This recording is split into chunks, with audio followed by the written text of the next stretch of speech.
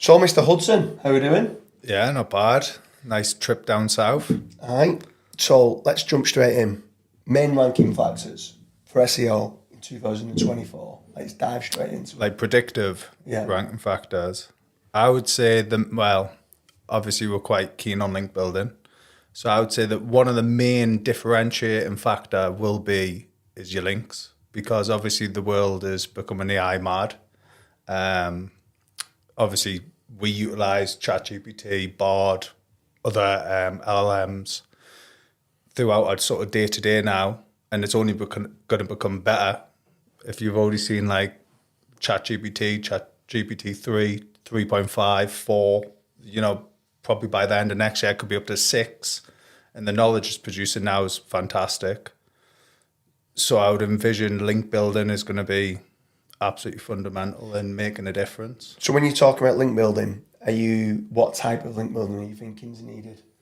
Is there any specific, do you think guest posts are going to be better than niche edits, PBNs that are going to come back? I'm like quite an advocate for like a blended approach. Like you should, when it comes to like link building, a lot of people go wrong, and a lot of SEOs go wrong because they only build one type of link, when it should be like a natural blend. Like brands build a lot of links. They get a lot of links naturally from various different types of site.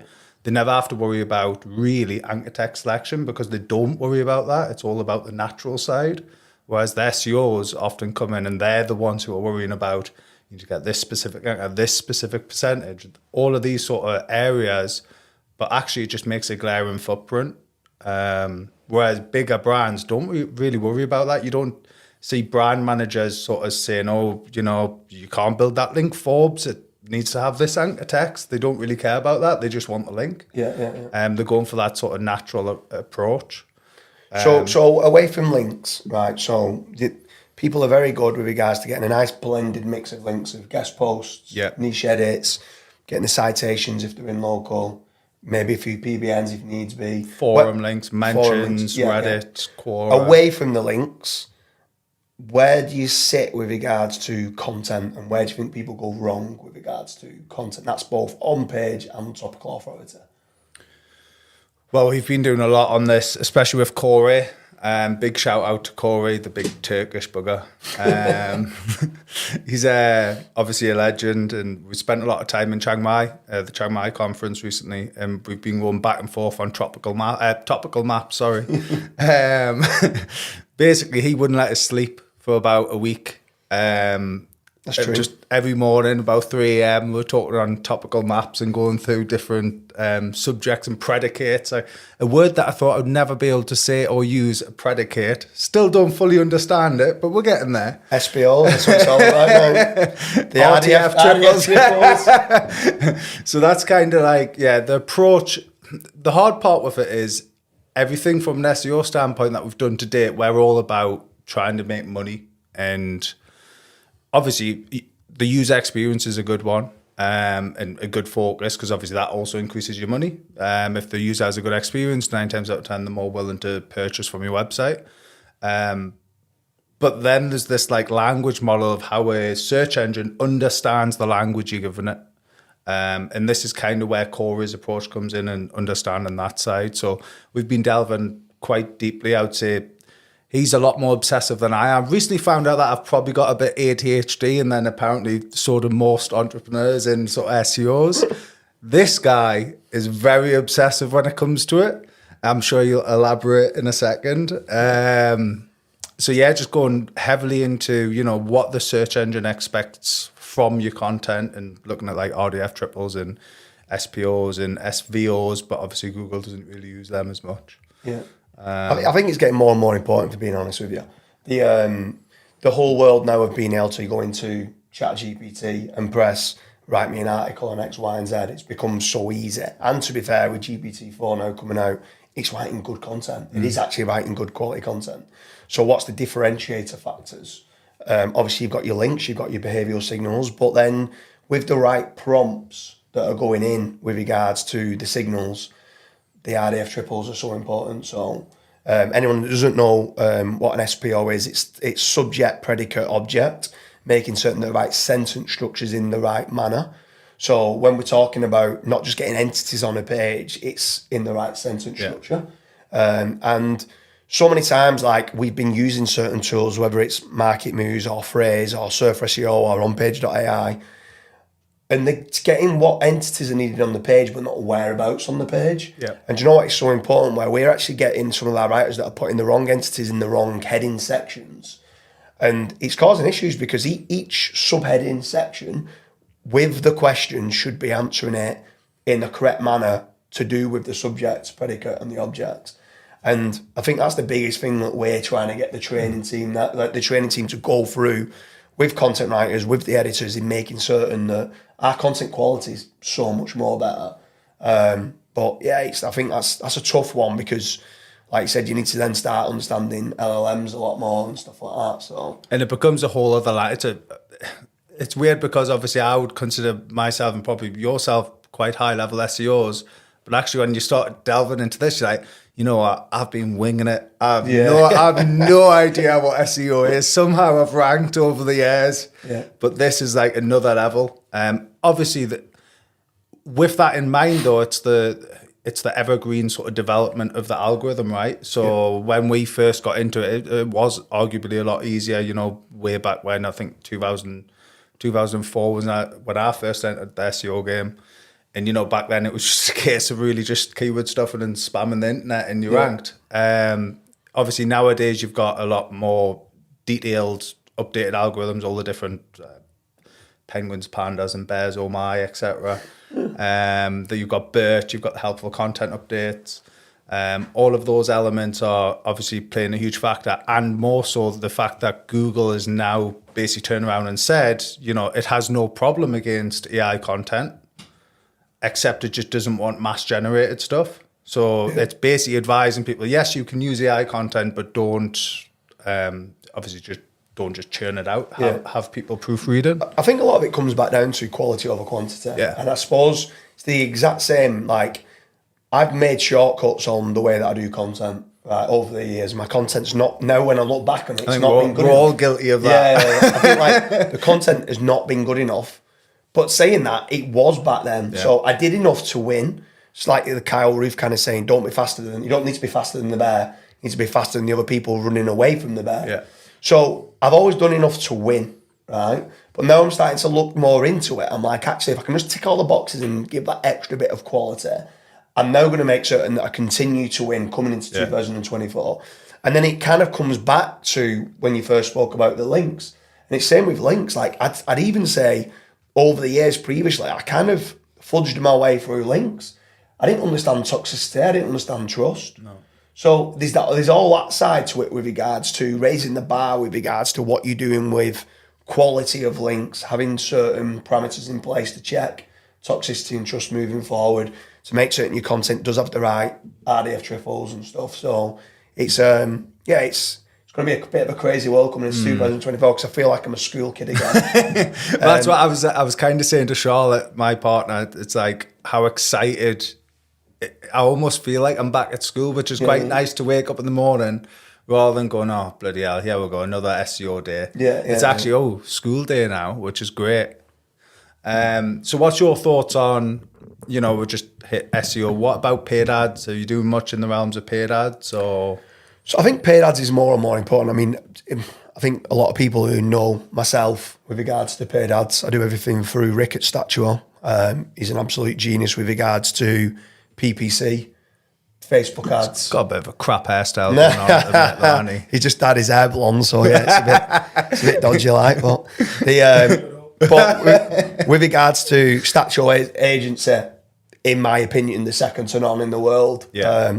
They can run everything from YouTube retargeting to YouTube ads, Twitter ads, like I said, Facebook ads, Pinterest ads. They know how to get the cheaper type of traffic that's needed for certain brands, which actually has got a massive SEO value as well. Because traffic's probably debatably probably is the number one ranking factor. Which is also when it comes to, obviously, you were on about links earlier, if you can utilize traffic to help establish whether or not your website deserves to rank and whether or not the users actually enjoy your content, it's a very good way of working that out and paid avenue is one of the unique ways of doing it, I guess. Yeah, even PPC, we've seen direct lifts when we run PPC to our brand. Our SEO rankings go up. And like people go, there's no chance of rewarding PPC. It's like it's an indirect ranking factor because the behavioural signals that are going through to the page.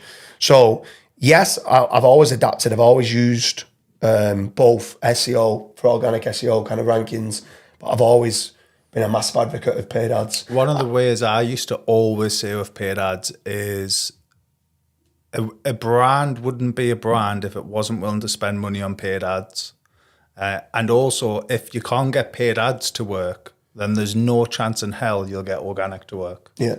Like, as in from a, conversion rate optimization aspect or just a general aspect of, website functionality. If your paid ads can't drive monetization, then there's no point in delving into it. Not only that as well, when obviously if you've got a decent PPC agency on board and they're running ads for you, the amount of keyword data that you get is unbelievable. So that then can you start realising how much volume is coming through for certain long tail key phrases. Yeah. There's no better keyword research. No. Like people are going, let's go to Ahrefs or SEMrush and extract the data and do keyword grouping and stuff like that. There's so many keywords still to this day and phrases that are coming through that are unique or long tail that don't show up, that are showing zero volume kind of keywords in these tools. And they're getting thousands of searches, especially on certain stuff that have got trends that are related to it. You can quickly then, if you know it's a trend, parasite SEO. Yeah. What better way? Something's coming up at Christmas. Hang on a minute, I'm not bothered about ranking this in January, February, March, but I want quick rankings, get a few parasite SEOs up, get a little bit of signal boy kind of signals coming through to it, get a couple of tier 2s. Happy days. It's another kind of process that can be going through. So what's your thoughts then on the paid ad? What I'd say, with regards to paid ads, what's your favourite platforms? Is it just PPC or do you like the other social media platforms as well? So obviously loved Facebook until the iOS update. Recently, Rick showed us a new tool, ThoughtMetric, which we've been getting to grips with, but ThoughtMetric's pretty cool for attribution. So obviously when the iOS update came out, it kind of ruined a lot of attribution elements, and that's kind of what messed up Facebook, is you can't actually attribute. Facebook, it's a hungry son of a bitch. It likes to say everything converts to it, when actually you plug like ThoughtMetric in and it's actually telling you, no, this is what actually converted through Facebook and this is what went through, organic or other paid avenues. So slowly starting to fall back in love a little bit, I guess, with Facebook, having quite positive ROAS, Geordie accent there. Yeah. Facebook, Twitter, we're starting to delve into a little bit more. Obviously with Facebook, you've got Instagram ads. And then, primarily my love really is the Google AdWords platform. Absolutely love Google Ads, and especially with like machine learning now, it's very easy to set up campaigns and get them running very quickly. Yeah. Obviously, you still have to be pretty wary and being able to feed the machine and control the negative keyword lists a lot of the time. But yeah, it's really, really good when it comes to pushing traffic and pretty cost effective as well. So on to the next part with regards to the costs of SEO. So first of all, I'll start off on that with regards to the rank and rent model. So rank and rent model, generally speaking, costs are about around £30,000 to £50,000 in total to rank a website, depending on obviously the difficulty of the niche. But building of the site might only cost you £50, £100 to physically buy the domain and get the technical SEO of the site built. But then obviously you've got the content and then you've got the backlinks, which is where the kind of cost comes in. I'd probably say it's around 5-10 grand on content and maybe 20 grand on the backlinks. But with regards to if someone comes along and they're wanting to rank an affiliate site, let's say an Amazon affiliate site, I know it's a very broad question to ask this, but let's say in the gardening sector, some people are coming along and they're saying, how can I do it on a shoestring budget of being like £5,000? What would you say to them people? Like, they've obviously not got enough money to be able to do it. Are you sending them away to say, look, there's just no point in going down that road? It's too difficult. I know it's easy to rank for keywords, but now knowing how harder it's becoming with regards to topical authority, do you think they just need to go out and tell them they need a bigger budget? Or do you think that you kind of say, oh, they can do it, go after easier to rank for keywords and stuff like that? What's your thoughts on that? So I would say the hardest part with SEO, and I've actually got a younger brother who was wanting to get into SEO, and I said to him at the start, it's very much changed from when I got into it. You could kind of knock up a website and just go and start building, and you use different tools and things to build links, etc. But the problem you got now is there is a big cost involved, and especially if you're like completely green to it, you're going to make mistakes, and then mistakes are probably going to cost you quite a bit of money. So my advice to him was kind of go find an agency and learn through the agency model. Obviously find a decent agency. There's a lot of agencies out there, I'm sure we'll touch on later on, that only provide ranking reports and actually do no SEO. Find a decent agency and go that route. Or if you think you've got enough knowledge to go into it, I would probably say set aside some budget, like we were just chatting on paid ads. Set aside some budget to try and target like a lower cost per click paid ad campaign, and then see what other keywords are brought into the mix there, and then see if you can expand your content to cover that topic. The hard part you've got now is when we're talking about topical coverage is, your website might need to cover a hell of a lot of topics, which means, especially in the gardening niche, that's a lot of content. Obviously you can niche down, and that's usually the route I would go. Is I would say, well, let's look, rather than saying garden as a whole, let's look at lawnmowers or hedge trimmers, and let's be the best hedge trimming site we can possibly be. And then if I want to expand out, I just buy another domain down the line and do it that way. See, because for me, my advice would be, you can't enter, like, it's almost like a plumber wanting to enter in being a plumber, and they've just been time served, but they don't have a van and they don't have the tools.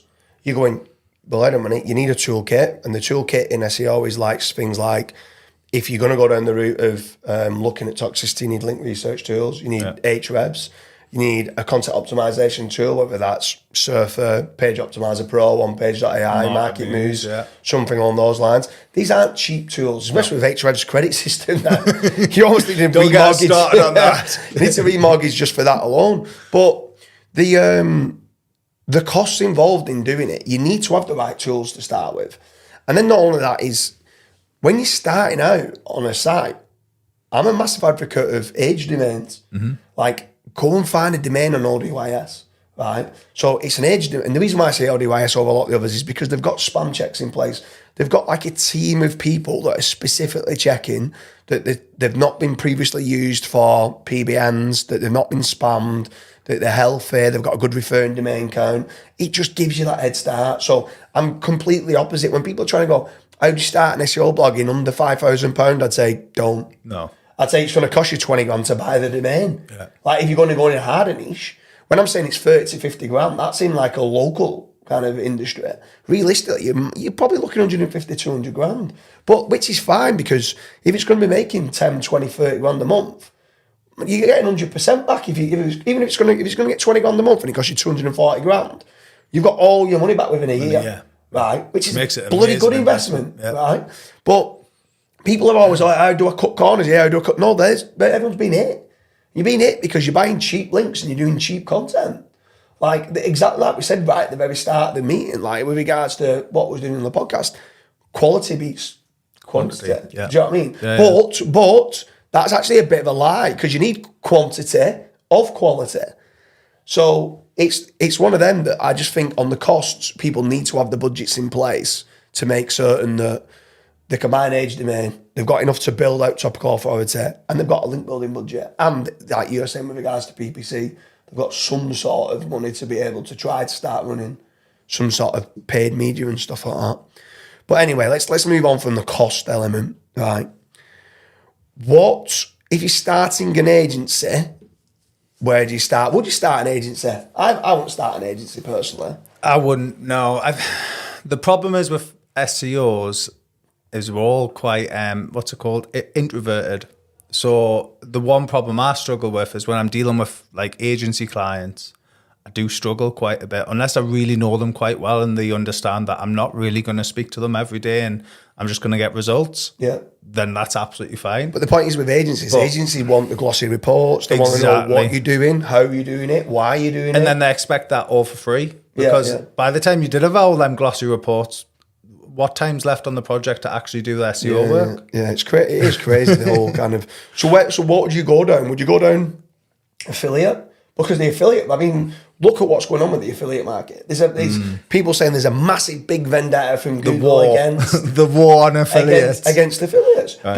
But actually, if you start looking at people that are doing the exact same strategy with regards to content quality, content scaling content on topical authority and links, and they're doing almost the exact same model in e-commerce or lead gen, and they're not being hit, but anywhere where it seems to be that they've got lots of outbound links on the page, i.e. doorway pages that's going to affiliate platforms or display ads, they're being decimated. So like, what I mean, obviously I don't think you know the answer to this, but what do you think it's a war against affiliate? Or do you think they deserve it, first and foremost?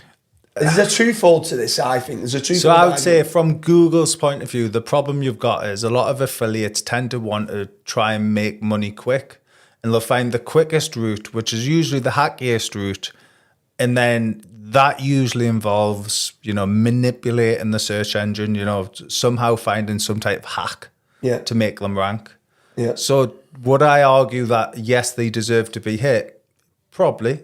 At the end of the day, they're trying to make a quick bang for your buck type approach. I'd say if I'm going to support you on this one and say, all right, they deserve to be hit, I'd say they more deserve to be hit because Google's quite savvy to know that 10 best lawnmowers, and they've not got one video, they've not got one unique picture of the lawnmower. They're using like a stock image of the lawnmower.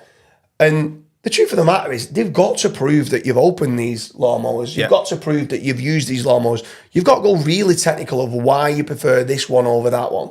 And these people are just doing top 10 lawnmowers. They're probably sorting it by whoever pays the most commission. Yeah. And they're all just going through to affiliate platforms. And it's like, what gives you the right to rank for top 10 lawnmowers when there's an actually very good chance, probably 99.9% chance you've not even bought one of them?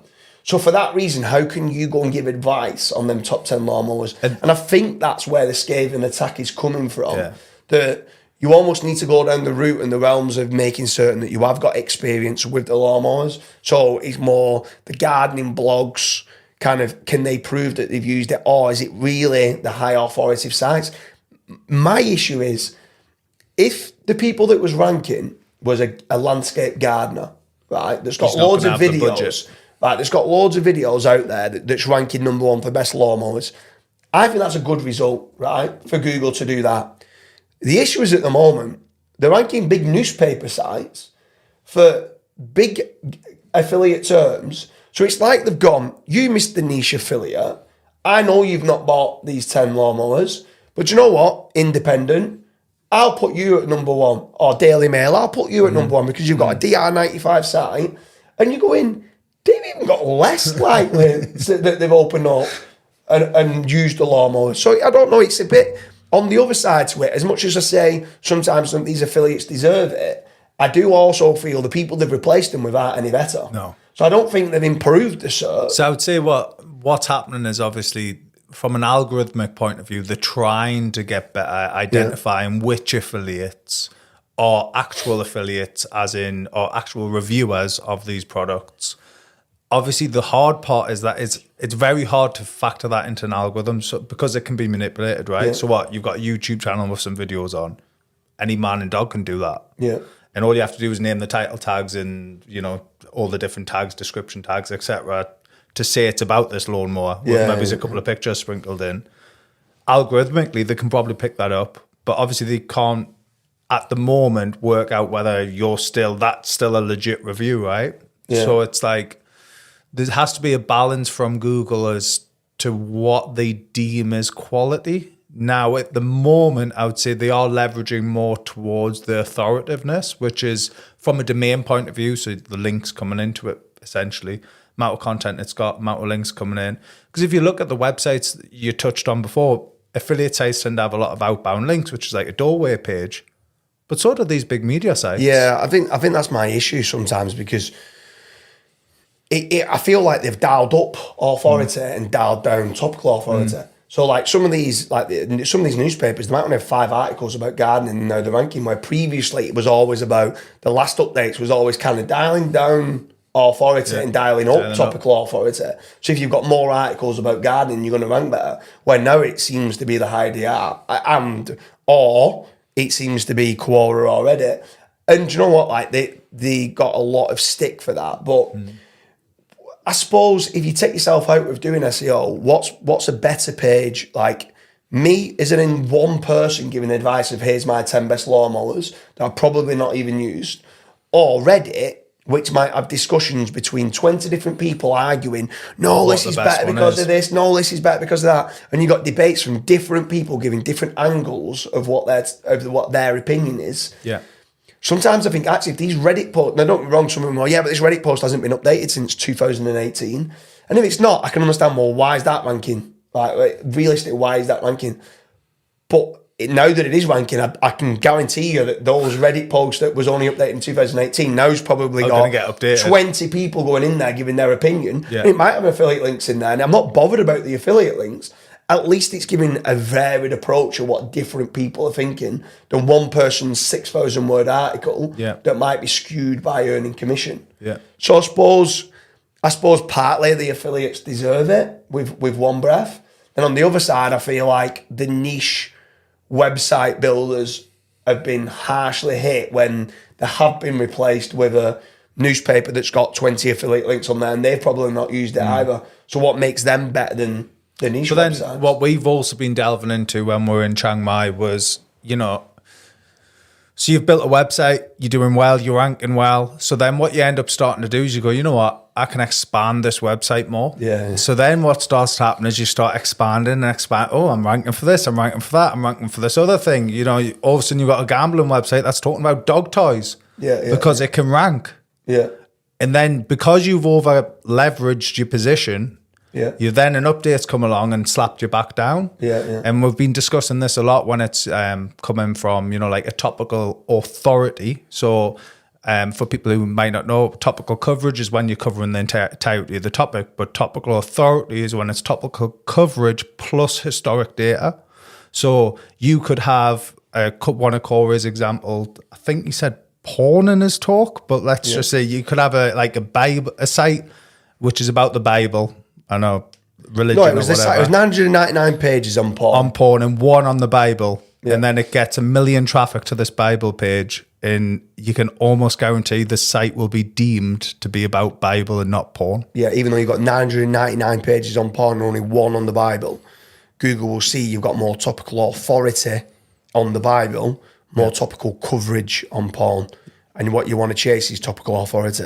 So can you get supporting documents and pages getting traffic? I suppose this kind of comes into Kyle talks quite a lot about the SEO avalanche approach and traffic tiers. Can you pick up pages that are going to try to start getting some sort of traffic, easy to rank for keywords that get some sort of searches, get them to get traffic and work your way through your traffic tiers. And which would lean back into the, if you were very green at the start of SEO and wanting to go down that route, then yes, you probably can. You just have to be ready to commit the time. And I think that's half the battle. People get into SEO because they see, big names on the stage and all the money that's being made and things, but they don't see actually them same people are probably spending 18 hours a day on SEO, living, breathing it, reading, updating websites, testing, the amount of tests we do on a weekly, daily, monthly basis. There's testing groups where other people are doing it and sharing data and knowledge. Like, they don't see all that. They don't see the hard labor. They see the money and they think, oh, this is an easy win because these guys are out on the drink at a conference. They clearly, they must have a relaxed life. They don't see the hard work in the background. So yeah, I would say that's an element there that people overlook. Yeah. Right. Okay. Let's go through something here. Let's go have a bit of a bounce off each other. You say one, I say one. What do SEOs, generally speaking, do wrong? Start. Just one thing. What do SEOs do wrong? I'll start. They buy toxic links.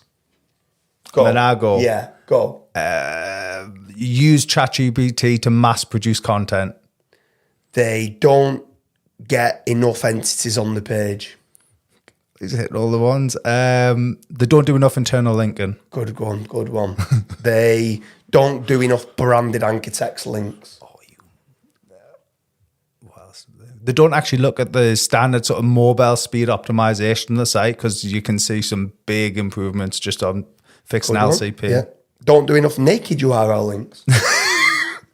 Don't do enough generic links. Good one. Don't have enough branded searches. Don't actually test the niche first. So they don't use paid ads to test the niche. Yeah, good one. Don't properly cover the topic in its entirety. They think they do by writing 4 or 5 pages on a topic, but really they probably need 25 pages on the topic. Get confused about topical authority and topical coverage. That's a great one. So repeat the difference. What's the difference between topical coverage? Topical coverage is when you're covering the entirety of the topic. So if it's about gambling, you've made all the content about gambling. But then topical authority is when it's the topical coverage plus the historical data of the ranking. So the traffic, essentially. Yeah. Don't use a decent enough web design company that understands, and I'll repeat, that understands CRO. Yeah. So many sites get traffic and don't convert. I would recommend Statuo, Rick Hope. Get that done. I don't think I've got many more left in here. Like, Come on. What else? Right, okay, I'll keep going, and then every so often you can jump in. Don't make enough different types of links. Yeah, that's a good one. So you could have brought that down saying don't do enough guest posts or don't do enough niche Sorry, I've went too broad. They don't add enough images on the page. They're very kind of text heavy, especially now AI's come involved. Don't add enough rich media to the page. Don't add enough videos, which is another one, yeah. Embedded videos. Don't actually try to rank videos in YouTube. Don't actually use schema. Now, the amount of affiliates and affiliate sites that don't actively use schema properly is Scary, including scary. me. To be fair, I need to massively brush up on my schema. Massively. Don't try to rank the images well enough. In Google Images, I'm on about. Also, like press release. The one thing we haven't really, that they don't use press release services, when most businesses and big websites use a press release service. Yeah, well, not only that, is if you're using the press release, you're getting, what did we just talk about then? So you're using naked URLs, you're doing branded anchors, you're embedding your YouTube video, you're embedding an image, you're probably getting your NAP listing. I was going to say, you're proving an organisation. Exactly, yeah. So don't try to rank the GMB is another one. Like, don't properly fill out the GMB, especially if they're in local, or Google Business Profile, basically.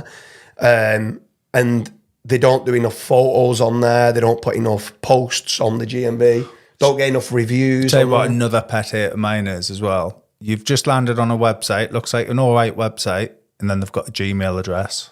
Like, why don't they use their email address with the domain? Like, that's a pet hate of mine. All right, so let's go down that route then. Don't have several different emails, even if they're only a small company, like sales@statuo.co.uk. Don't have careers at, don't have an info at, don't have a complaints at. Like, have several different emails, so it's several different ways of being able to contact them.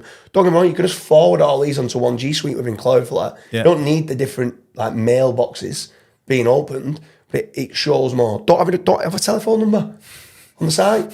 Like, get a telephone number, even if it's just forwarding on to whoever's the salesperson's mobile number and just getting a local number put on there. It's another trust signal. About us pages. Many lack about us pages for actual author information. Like, people think EAT is a picture of an author and a name. Yeah. And then that's it. A meet the team page as well as an about us page. About us, about the company. About the company, yeah. Meet the team, about the people.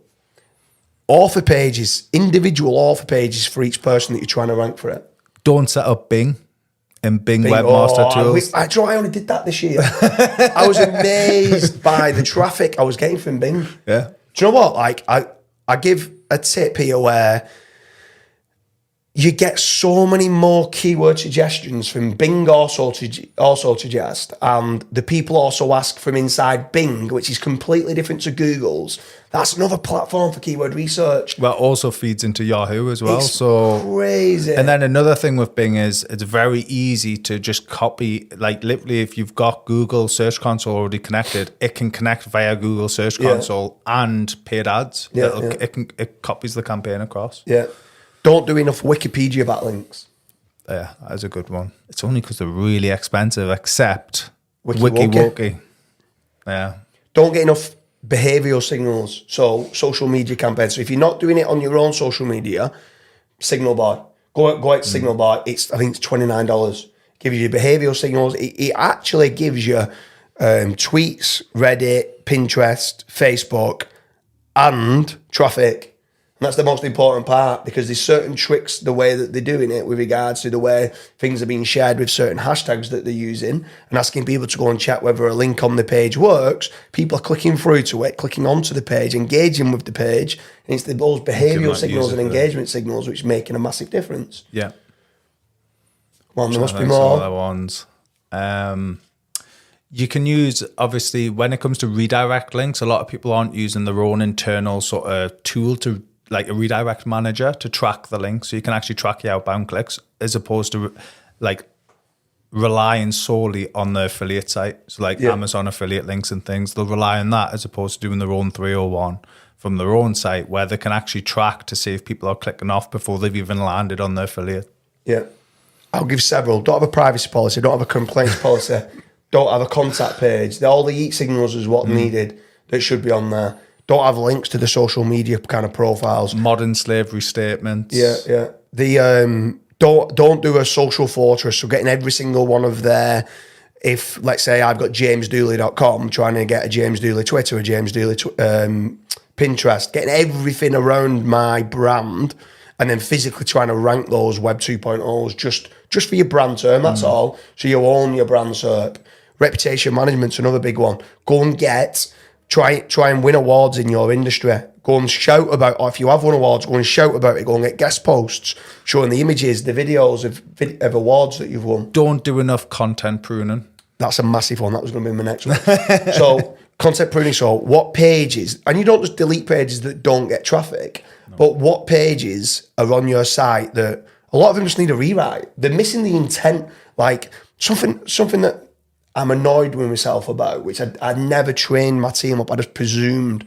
And in business, the number one failure of what I've started to realise is you should never presume anything in business, right? Anything. An SOP needs to be bulletproof of point by point by point. And I just presume my writers would know the source context of what my audience for my websites want. And I'm like, I can't believe I didn't educate them that, like, let's say a review, prime example, go and do me a review of Bet365. Never once said, I want you to talk about this in a positive sentiment of how great that they are.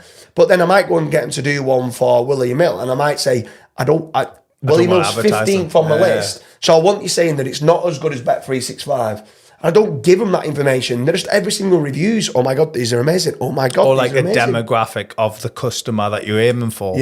So they can't tailor the reviews. Exactly that, yeah. So if there's, you need to know, like you said, your demographic. Is it a female old audience, or is it a young male audience, or is it both? Like, and at least then if you know what your demographic of audience is, the writers are going to do 10 times better with the way that So they write. on this note then, let's say if there's some differences here, how would you decide to prune a page? So that's a great question. So the first thing I'd do, I would grab hold of my Google Search Console data and then export it into Screaming Frog, and I'd then go and get all the information. The reason why I put it in Screaming Frog is because Google Search Console only gives you impressions, clicks, average ranking position, what's the other one? Click-through rate. Click-through rate, right, the percentage of click-through rate, right? So I want that being on there, but I also want side-by-side the word count, which how many internal links are going through to those pages. What crawl depth that they're on that page. So I'm getting all this information together, and then I am sorting by sorting by impressions, right? So the ones that are getting 0 impressions, so the page is getting, so it's probably not even indexed, it's just getting 0 impressions, right? At that point, I know that this is a very weak page on my site. So I need, in my head, the way that my team are trained up, you need to give me enough reason why I need to keep this page. Because this page needs to go. Because Google don't like it, right?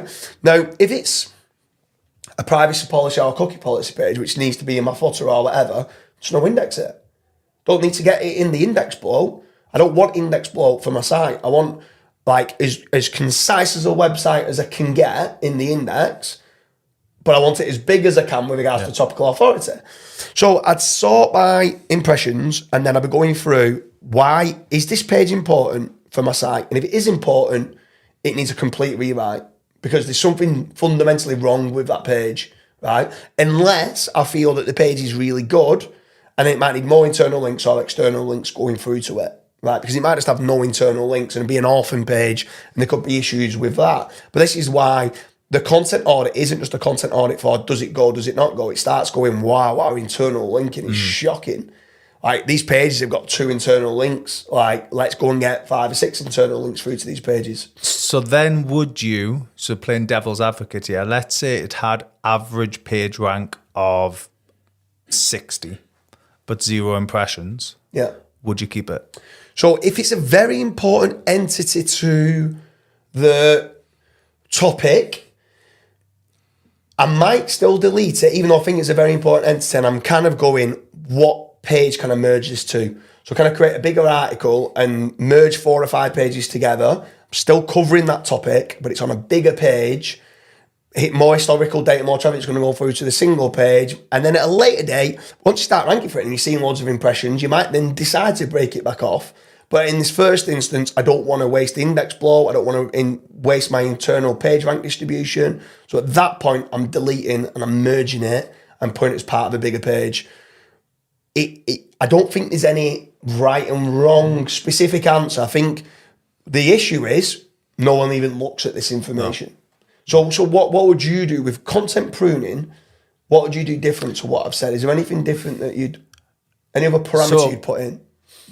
When I used to own up, heavily involved in the gambling companies, obviously Dooley knows quite well what I was up to, and one of the approaches we did was we're one of the first in the industry to almost do like a mass, every single slot game we had a review of. Yeah. And we didn't really have much regard for index bloat or impressions, click-through data and all that. Then later down the line, we started looking more into this, and pretty much everything that you said, I would be swaying towards doing. The only thing that I would be tempted to do on things where average position is, let's say, 60 and it's not getting many impressions, I would be looking at, can I further improve that page? Is it just slightly away from the core corpus of what I'm trying to rank for, to the point that it might then trigger some impressions? Because is it just not getting impressions because its average page rank so low? Yeah. It's the only real, it's quite a mixed bag really, because, well, here's another thing, let's turn it back on you. So you mentioned taking that page and putting it on, merging it into another page, or taking that bit of information, putting on another page. So are you saying that you're not really an advocate for all of these tools that are giving you average page, average word counts on the page? Definitely not. I used to be. I'll be honest with you, I used to be. But now more and more when I'm seeing things where they're saying, oh, you need to go with the average word count of 3,000 words. And I'm like, well, I need to merge 4 pages together. So now you're telling me that this page here for this keyword needs to be 3,000 words, but I'm probably going to do 6,000-7,000 words. So I'm actually going to be changing slightly the intent, where if I'm merging 5 together, it's 5 different slot games. It might be like going after the software of the game with software games. Or it might even be 30, 40 pages, that like the smaller type of games that are going on there. And it might be one of the H2s that I've got a dedicated page for. I kind of link off, then going for more information about the slot game, going through to it. So yeah, when in that scenario, no, I'm not. To be honest with you, more and more I'm moving away from the content optimizer, the correlation tools. If anything, I think a lot of the correlation tools are a massive problem for Google, and Google could be potentially going after these type of sites. Especially when you're averaging out with everyone else, what makes you different? Exactly. They differentiate differentiate keywords and information gain is so important. Yeah. So important, especially now with AI as well. Like if everyone's getting AI to write it, what's something new that they're bringing to the table? Exactly. Have to bring something new to the table. But this is where I kind of go down the road of, do they have enough images? Do they have a unique video or unique images? That's all uniqueness to the page, which adds to the multimedia, but also adds to the uniqueness of that page over somebody else. So anyway, we've spoke about content pruning being important, right? Let's carry it on. There's other stuff. There's other stuff we can... Disavows. Do disavows work? Would you do a disavow? 100%.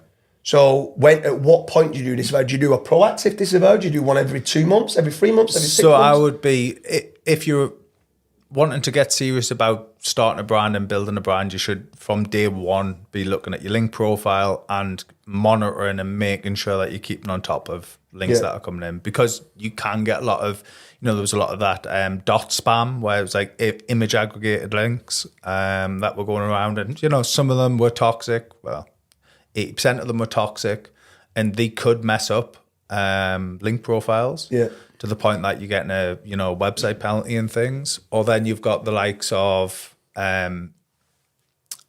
forum links. That there's so many different types of links. Obviously, it's not just one type. So there's links within. So forums, a type of link, but then you've got loads of different forums. Some are positive, some are negative. So I would definitely start by just starting a disavow, using the proper tools like LRT. If you're not trained up on it, because a lot of people get what a toxic link is wrong. They use tools like SEMrush, and now that's not the greatest tool for identifying what a toxic link is. Let's go into a few bits on this, because we've spoke about what good quality content is with the RDF triples, the SPOs, getting the right semantics and the right entities on the page, doing topical authority. And we've spoke a little bit about links, but with regards to the toxicity part, I feel like people don't talk about enough, right?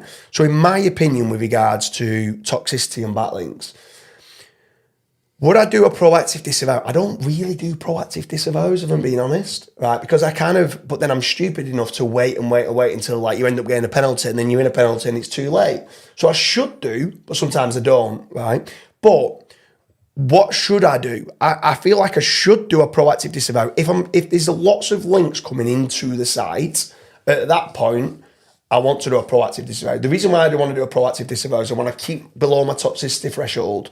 It then gives me more room to build more links. It then gives me room to do more. Some press releases, it syndicates out to 350 sites. About 150 and 350 sites are toxic. Yeah. Not massively toxic, but they're giving some sort of toxicity through. Does that mean I can't do press releases anymore if I don't do a proactive disavow? Pretty much. Because it could put you above the toxicity threshold. So getting that toxicity threshold below it and doing a disavow, if you've got a link vendor that is able to do this for you, and then they can link simulate and then only give you links that they know against your backlink profile is trusted, is powerful, and it's not going to go above your toxicity threshold, within weeks you're getting jumps on good quality links. People going, oh, it takes 6 months. No, you're just doing links that are high DR, that are manipulated traffic, manipulated DR, and the toxic, and you're going, it takes 6 months to rank. No, as a link man, you're just waiting for an algorithm update, and if it jumps up, you're going, yay, it's because of me. And it's not. And links do move the needle relatively quickly if people do it the right way. And then on top of that, some people then come to me, a massive pain point of mine that does my head in, when someone comes to me and they say, I think I need a disavow, and you have a look at it, you go, yeah, your toxicity is shocking. Well, I've already had one. Right. And you're like, what have you done it with? Hrefs. Yeah. Well, you can't, because there's no toxicity threshold and no trust in it. At least if they're not using link research tool, at least please tell me you're using Majestic, right? If you're saying you're using SEMrush or Hrefs and you've done a disavow, it's criminal. It's like saying links don't work because you're just buying GSA. Yeah. Do you know what I mean? It's it's actually embarrassing at times, the amount of people that come to me and go, I've already done a disavow, I don't need to do one. I'm like, well, that's just it's like I've just got ChatGPT to write me a 3,000 word article and it's not right, I'm not ranking. where you've no information gain, no images, you no videos, no differential keywords, no information gain. You're just not doing it right. So what would you say the core element of what is a toxic link, and how does it how do you gauge what a toxic link is? So you've got toxic score, detox risk score with LRT, right? So that is a great way of checking to see how toxic a link is. Don't get me wrong, I'm all for getting some toxic links, and that sounds like bizarre. If it's got power, and if it's got trust, and if it's got toxicity, I'm taking it, right? Apart from if it's very toxic and I'm close to the threshold of where I need to be at that point, I'm not taking it, because that could have a reverse effect. So what's interesting is when I've chatted about this in the past is people in SEO's responses, well, the sites like BBC don't do disavows. They don't care. And then Wait. How do they know that they don't? Well, that's what they say, right? Yeah, so big sites like this. So I'm like, right, okay, but there's a reason for that. And then, well, what do you mean? I'm like, a site like BBC gets so many links that their link or toxicity threshold will probably be not that high. It's the percentage. Exactly. Yeah. Whereas in SEO, you're going out, you're building only guest posts, usually saying DR30 plus or whatever, DR60s, whatever. You're then going, the guest posts and niche edits, typically on WordPress sites. Yeah. So you're getting only one type of link that's coming through. And then you're usually going, well, I only want an exact match anchor. So then you get an exact match links, all from neighborhoods where every other SEO is buying them.